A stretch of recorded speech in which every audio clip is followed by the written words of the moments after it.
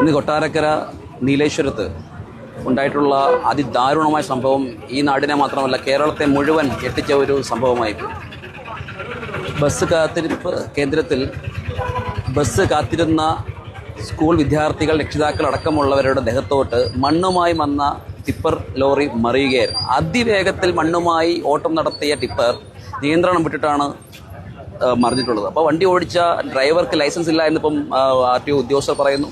അതുമാത്രമല്ല, ആ വണ്ടി വളരെ മോശപ്പെട്ട രീതിയിൽ ടയറൊക്കെ വളരെ തേഞ്ഞ് കീറിയ ടയറുമായി ഓടുന്ന, വളരെ ഒരു ഫിറ്റ്നസ്സും ഇല്ലാതെ ഒരു സുരക്ഷിതത്വം ഇല്ലാതെ ഓടുന്ന ടിപ്പറാണിതുണ്ട്. അപ്പോൾ ഇത് വലിയൊരു അനാസ്ഥയാണ്. ഇന്ന് ദുരന്തം ഉണ്ടായിക്കഴിഞ്ഞു. എന്നാലും പറയുകയാണ്, ഈ ദുരന്തത്തിന് കാരണം വലിയൊരു അനാസ്ഥയാണ്. മോട്ടോർ വാഹന വകുപ്പിൻ്റെ വലിയൊരു അനാസ്ഥ. ആ വണ്ടി വന്നത് എക്സ്ട്രാ ബോഡി, സാധാ ബോഡിയിൽ നിന്ന് എക്സ്ട്രാ ബോഡി നിരപ്പിൽ എക്സ്ട്രാ ബോഡി വെച്ച് അതിലും മേലെ മണ്ണ് നിരത്തി. അപ്പോൾ അമിത ലോഡ്, ഒരുപാട് ലോഡും അമിത വേഗത്തിലും വന്ന ഫിറ്റ്നസ് ഇല്ലാത്ത ഒരു വണ്ടി. ഞങ്ങളിപ്പോൾ RTO എൻഫോഴ്സ്മെന്റിന്റെ ഒരു ഉയർന്ന ഉദ്യോഗസ്ഥരോട് വന്നിട്ടുണ്ട്. ഞങ്ങൾ അവരുടെ പ്രതിഷേധം അറിയിച്ചു. BJPയുടെ ജില്ലാ പ്രസിഡന്റ് അടക്കം കൃത്യമായി ഞങ്ങൾ പ്രതിഷേധം അറിയിച്ചു. ആ ഫിറ്റ്നസ് കഴിഞ്ഞ April 11 ഫിറ്റ്നസ് കൊടുത്തു എന്നാണ് പറഞ്ഞിട്ടുള്ളത്. ആരാണ് കൊടുത്തത്? ആ ഫിറ്റ്നസ് കൊടുത്ത ഉദ്യോഗസ്ഥന്റെ പേര് ഞങ്ങൾ വെളിപ്പെടുത്തിയിട്ടുണ്ട്.